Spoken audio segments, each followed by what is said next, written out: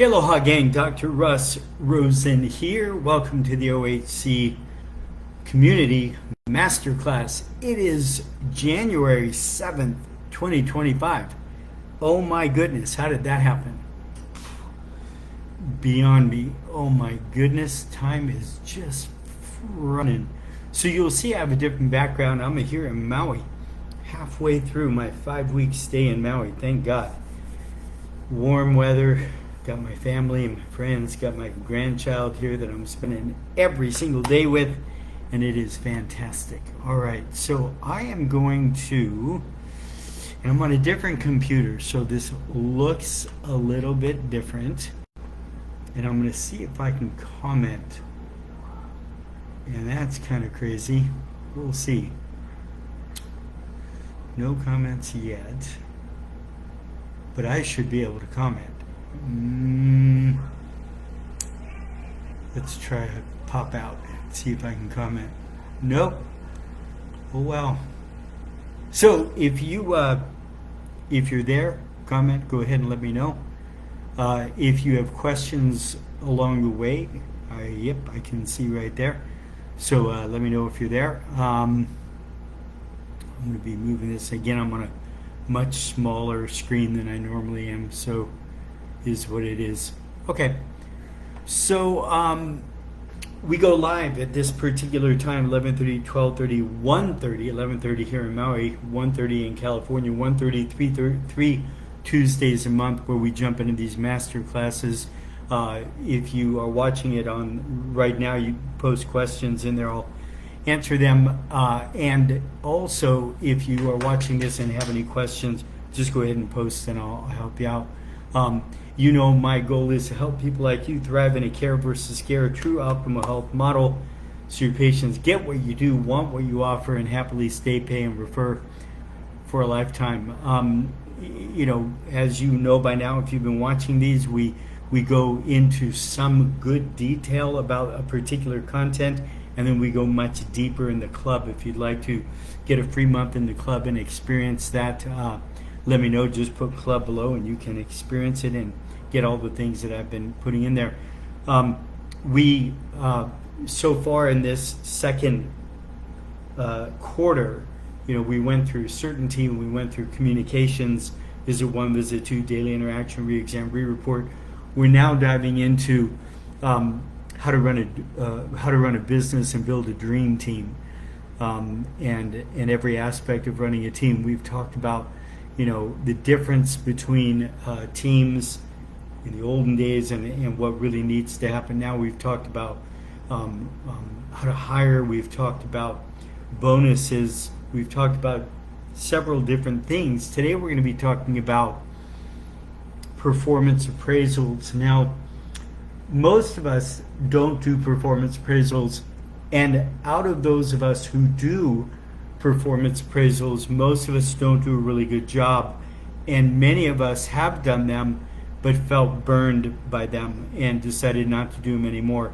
So I can promise you that if you want to run a thriving business and you do have a team, right, other than just yourself, and no, you don't have to. I coach a lot of doctors who don't, but if you do have a team, even if it's one, we really need to be able to, you know, as we've talked about in the past, set goals and the bonuses and all that. And then, of course, we have to have a performance appraisal, what I call a bonus appraisal system, because really we're doing an appraisal that if they can continue to grow and do a better job, it will lead to bigger bonuses for them. So we're going to dive deep into, you know, why is it so critical and what are some of the pieces that we need to do. Then in the club, we'll go into extreme detail of exactly how to do it. So I'm going to try and make this a little bit bigger. Can I do that on this computer? Let's see. Oh, I can. Far out. Okay. So best reasons to do performance appraisal reviews with your staff. They're essential in fostering a productive and engaged team, especially in the natural healthcare world, because quality teams lead to quality care. If we don't have a quality team, we can't give quality care. So these are some reasons why they're so beneficial. Upsides, we'll look at upsides, we'll look at downsides. The upsides, the first one, oh man, we have a bunch of wind out there. Okay, Happy New Year to you, Dr. Kevin. Good, so somebody's out there and I am live, and that's a good thing. Thank you, brother. The first thing is it improves communications. We talk about communications all the time. It's such an important piece of the puzzle. And what it does is it encourages an open dialogue between ourselves, management, and the staff. And we need an open dialogue. This old model of I'm just going to tell you what you should do and you should be happy that I'm just paying you, those days are gone. That's not how it works anymore. Remember we talked about the E-myth and the growth, right? That if you're doing a great job, your practice will grow. If your practice grows and sustains growth, your present system will not support your future growth. We'd have to grow and evolve with our systems. It's what Michael Gerber's E-myth is all about. So we've got to be able to have a way of communicating with each other and growing and evolving together. It gives your team an opportunity to voice their concerns, to share their ideas, and to receive and give constructive feedback. So in our model, we are doing a performance appraisal of them, but they're also doing a performance appraisal of us, right? That's how that has to be if we're going to grow and evolve. Otherwise, especially, I hear this all the time because I work with a lot of teams, the team feels that the doctor is the reason why the practice won't grow. The doctor is always running late. The doctor is offending people, et cetera, et cetera. So then I'm never going to get bonused. I'm disincentivized, right? So really important for us to be able to have communication. It strengthens the relationship by demonstrating that management, values their contributions and development. So remember, the last thing we want to do is have staff that simply do what you tell them to do. I've talked about this in the other classes, right? They won't pick something up off the floor that someone could trip over and hurt themselves because it's not their job and you didn't tell them to do it, right? They see a frayed cord that some child could get electrocuted by, but they don't do anything about it because it's not their job.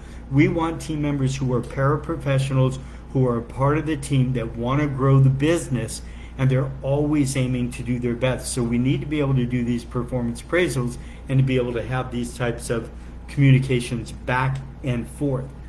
Aligned goals.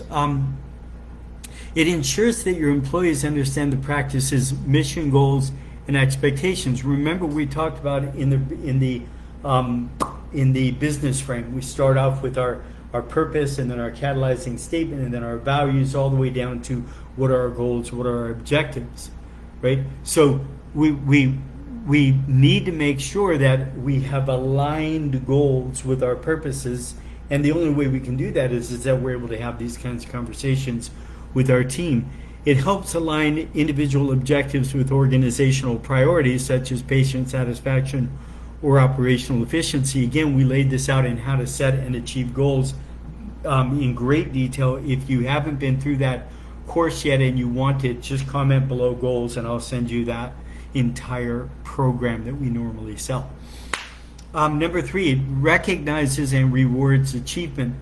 So it highlights your employees' contributions and success. It boosts morale and motivation. It reinforces the positive behaviors and encourages staff to continue excelling. It's an old adage, reward the behaviors that you want. So if I can't go through and see what has changed and how you're doing a better job, I can't reward those. And then people just don't want to do it anymore. Okay. Number 4, it identifies training and development needs. Obviously, it's going to show us what are our next goals. What do we need to work on next? So it pinpoints areas where the staff may need additional skills or knowledge. It enables the practice to plan training sessions or professional development opportunities, enhancing overall team expertise. When we get to the meetings coming up, not next time, but I think the next time, one of the meetings we have is regular basic training meetings. So 20 minutes a week we're training on something, and the person who's doing the training is not the doctor, it's not the manager, it's the person who owns the position, They own the position. We've already checked off on a checklist when we talk more about it that they know how to do it. They know why they're doing it. They can kind of do it on their own. They've mastered it. Once they've mastered it, they're now the owner. They're going to retrain everybody else. They're going to cross-train everybody else on it. It enhances accountability. Again, I don't want to have to micromanage. I don't want to have to hold people accountable. I want to hold them capable, let them hold themselves accountable. So it provides a structured way to evaluate performance and address areas of concern. It encourages employees to take responsibility for their work and improvement plans. And yes, it must be structured. It must be formal. It can't just be willy-nilly. We can't do it in between patients. Oh, by the way, good job on that. I mean, those are nice too. And again, in our system, we've got the mini meeting before the session, a mini meeting after the session. We have a regular weekly meeting. We know exactly who will do what by when and how between now and next time. We have our quarterly. We have our quarterly, our annual ones. So we got regular structured meetings. They don't have to take a long time if we're doing all of these little ones along the way. Increases retention. So remember, we talked about how expensive it is, how devastating it is to us to hire the wrong person, mishire, or to have to get rid of somebody and bring somebody else on. So it gives them a sense of direction. It improves their job satisfaction. It fosters loyalty, reducing turnover. It demonstrates that you're investing in your employees' growth, which people want. If you're getting a paraprofessional, they want to be able to grow in the company. Number 7, it supports fair compensation decisions. So this is really going to help you determine merit-based, not temporal-based. We've talked about this, but merit-based bonuses, raises, and promotions. So it ensures that rewards are tied to the objective performance metrics, enhancing fairness. Otherwise, it's temporal. It's you've been here 6 months, you get a raise. You've been here a year, you get a raise. That's nonsense. You get a raise because you're improving, because you're doing a better job, so we can serve more people and make more money, and therefore you get to, share profits. That's how we talked about that last time in the bonus one. And then the last one of the upsides is the continuous. It drives continuous improvement. It encourages a culture of growth, which is what we're talking about.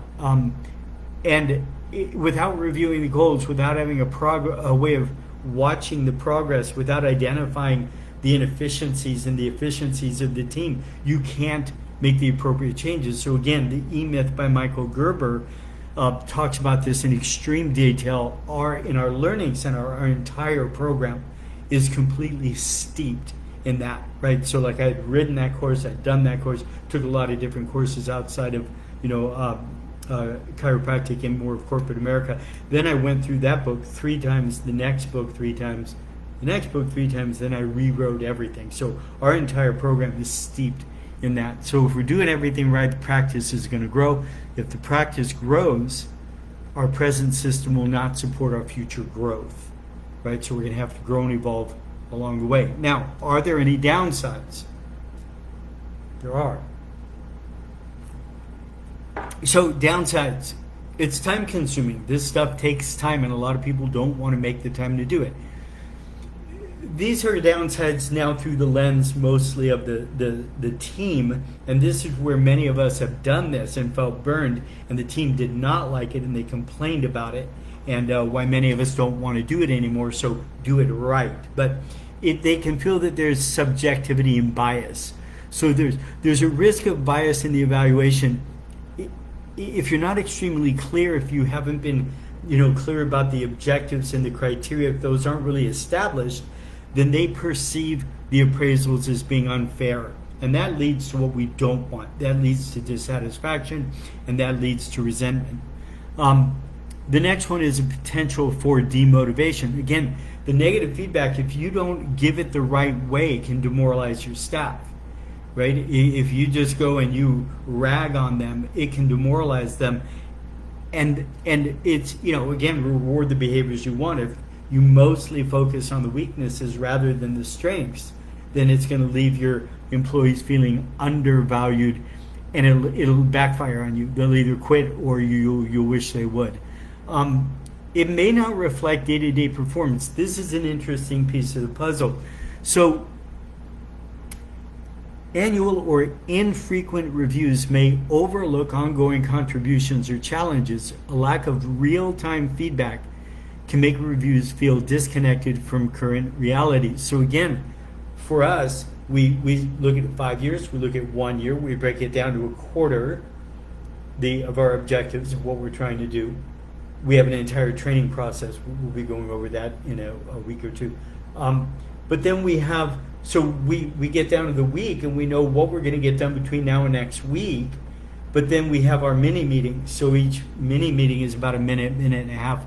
Probably 20, 30 seconds a person. It's really, really quick. But before each shift and after each shift, we're checking in. So if I do what I say I will do this shift, and I do that every shift, I'll get done what I said I would do this week. If I get done what I said I would do this week, I'll get done what I said I would do this month, this quarter, this year, this 5 years, and we can course correct along the way. But if you're only doing like every 6 months or every year, hopefully you can see that just doesn't work. So yes, we're going to do like a quarterly bonus appraisal or performance appraisal, but really it's just along the thread of what we've been doing each shift, each week, each quarter. Okay. There's a risk of overemphasis on the metrics. So over-focusing on measurable outcomes, patient numbers, revenue, it can overlook qualitative aspects like empathy and teamwork. And that can lead to gaming behaviors. So the employees will try and game the system so they can get the metrics they want versus being really, truly excellent. It's why, and we're going to be talking about this in the club, on our performance appraisal forums, we have a behaviors section of how they're doing in all behaviors, working together as a team, attitude, being on time, etc. And then there's also the tasks, the specific roles, things that they need to accomplish in their job. It can create stress. Obviously, staff can feel anxious about being judged or critiqued, especially if they've had bad experiences in the past. Appraisals can lead to unnecessary tension if they're not handled tactfully. We don't sandwich it, right? Good news, meat of what I need to talk to you about, good news. Like, there are very specific ways, and again, we'll be talking about this in the club. And again, so many of us have tried it in the past and we've been burned, and therefore we don't want to do it. You're bright, intelligent human beings. You can learn how to do it right. So don't not do it. Let's just do it right. And of course, there's always the potential for miscommunication. So the feedback can be misunderstood, causing, confusion or frustration. Without follow-up, agreed upon actions might not materialize. Again, we have an entire system that we'll be going over next week to make sure that they do materialize. And again, just learn how to do it right. So, a couple of best practices to maximize upsides and minimize downsides. Number one, be transparent. Clearly explain the purpose, the process, and the criteria for the bonus appraisals or performance appraisals. Number two, use objective metrics. So combine your quantitative data, as in patient feedback, right, with qualitative assessments, attitude, teamwork. So these are the specific behaviors we're expecting from them, and these are the specific tasks that we're expecting from them. Set very clear. Number three, deliver balanced feedback. So highlight their strengths and achievements before addressing the areas that need improvement, obviously, and then set clear expectations, agree on actionable goals for the future, be very clear about what their next quarterly objectives are going to be, and then follow up, regularly check the process and have ongoing support. Again, don't just wait for another 6 months. Make it part of quarterly, make it the monthly, make it the weekly, and then make it on the the mini meetings.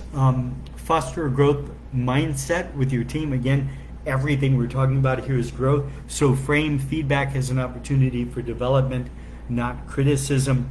Ensure consistency. Apply the same standards to all staff to build trust and credibility. I hear this all the time when I talk to staff, that they feel that, this takes it easy on that person and she doesn't have to do this, and she can show up late and it's not a problem, and I show up late and he reads me the riot act, blah, blah, blah.